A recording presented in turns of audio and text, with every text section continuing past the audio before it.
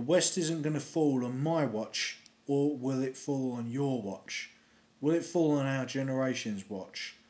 Not if I have anything to do with it, it won't.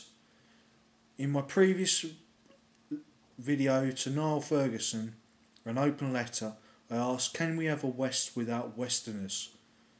Evidently, I believe we cannot.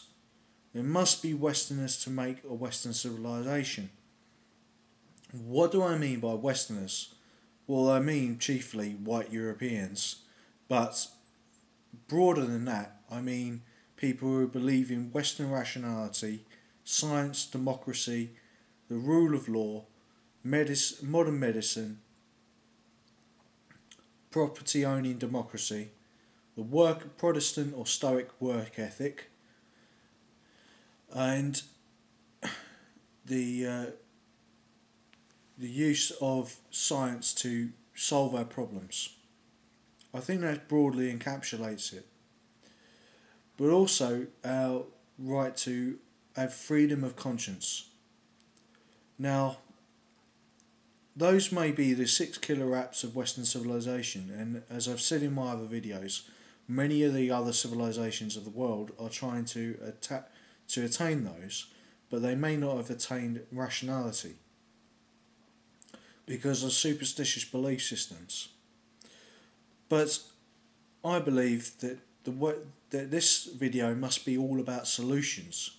What must we do about the falling birth rate? Well, firstly, we must limit immigration to 4% of the current birth rate of our people, the white European people.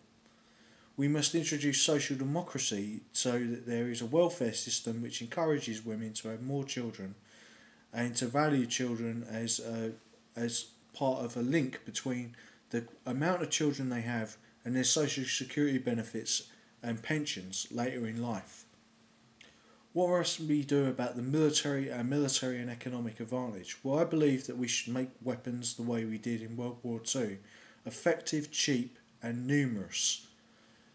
That production will eventually overcome, and mass armies will eventually overcome the obstacles we face because we already have a technological edge.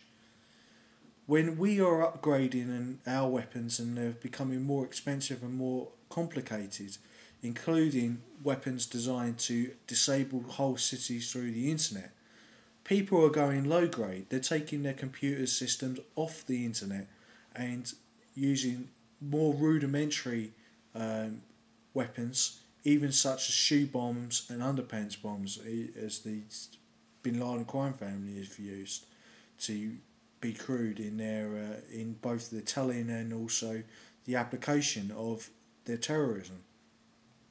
Will we see 9/11 style plots? Well, the General Hayden of the CIA believes that they will be more numerous and less effective over time. So our chief problem is billionaire crime families in the economic sphere, both in the Saudi Arabian Peninsula, that is the Saudi crime family and the Bin Laden crime family, and others in the Western world and also in Russia and China and Japan and South Africa. There seems to be quite a few, and they seem to be all over the world. Well, it's an endemic problem throughout the world, not just for Western civilization, but property owning democracy has a killer app inside it, in that it tries to attain an equality between all of the people in that society as much as possible. This is where capitalism and social democracy have a link, because social democracy includes capitalism or a free market rather. Capitalism inherently is unequal and is about an elite holding on to the capital, that is the manufacturing, the means of production. But when capitalism is merged with social democracy, we get an astounding killer application of social democracy. This is something that Niall Ferguson didn't focus on, but he did focus on competition, and competition should be between not just different countries and different companies and corporations, but also between cities. Now, as the European Union enlarges, I believe a solution to this problem of competition will be, this application of competition rather than it being a problem will be a solution, because we can have awards between cities within the European Union and in North America between each other, and also inter-Atlantically between the Atlantic power of North America and the Atlantic power of Europe, which make up the Western world. Now, we must have competition within the Western world between Europe and America. I think this is very important, and this will be the dynamic that will create not a tension or a dialect between North America and Europe, but to increase the competitiveness of the different companies and countries within the West. We must also have an education system that looks about the world and sees what is advantageous. For instance, in the 1980s we looked to Japan because they had an excellent education system, but perhaps we should also look now to Israel, where they have more Nobel Prize winners and engineers and soldiers per capita than any other country. We need in Europe more engineers, more scientists and more soldiers. This is a key factor and something that's been missed because of the overall drive towards consumerism and psychoanalysis to make people anxious, to make people want to buy things that they don't necessarily need. Now, I believe in consumerism as a means to get the multiplier effect going, the Keynesian multiplier effect of the guy builds a factory, he employs people who can then make a carpet, who can then sell the carpet, who can then buy their own bit of real estate and carry on. But it's not simple, as Keynes said, of just making people produce bottles and put them in the sand as an example and just pay people for doing that. There must be advancement, and there must be solutions to economic, social and environmental problems. And I believe that the EU is one of the ways to do this.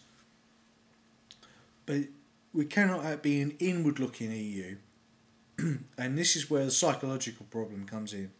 Because we've been a generation that's been affected by psychoanalysis and multiculturalism, and also the empire and sticking up for the West is dirty words. The West is a social democracy overall. The West is scientifically advanced. You have freedom of conscience in the West. You're allowed to own property and have a vote in the West. Why should we be ashamed of these things? The West will not fall, not on my watch.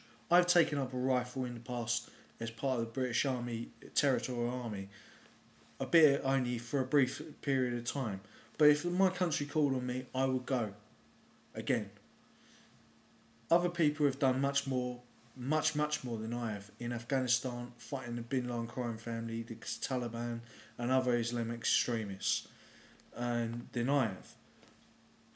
But it's not just fighting wars, but having those killer applications and economic, military and social advantages. And social advantages are key, because the war will not be won through war against the Westerners, but by the Westerners. It will be won by Western women having more children and indoctrinating them or giving them Western values of rationality.